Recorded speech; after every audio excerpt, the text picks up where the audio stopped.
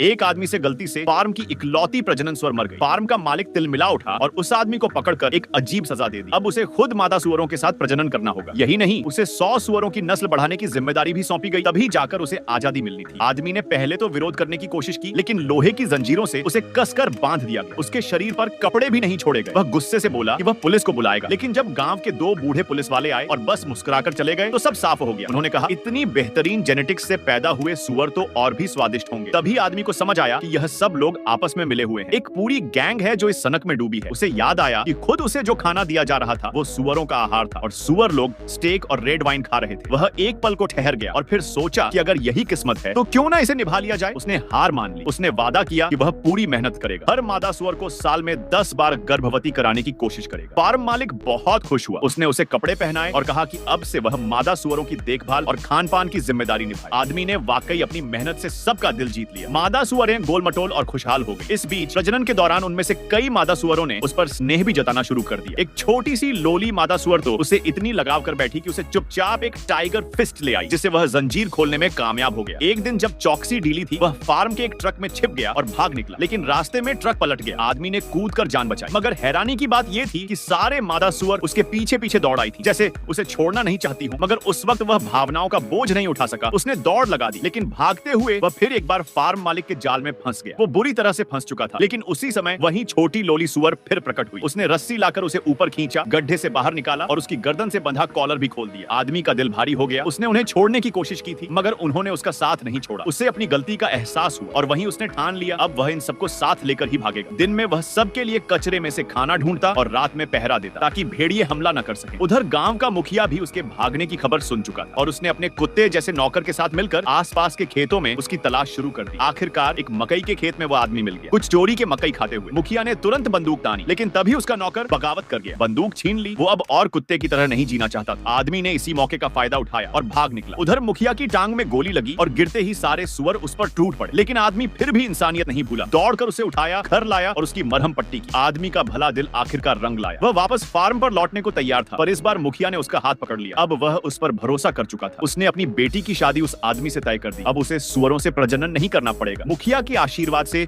उनकी शादी हो गई। पत्नी ने जल्द ही बच्चे की भी खबर दी।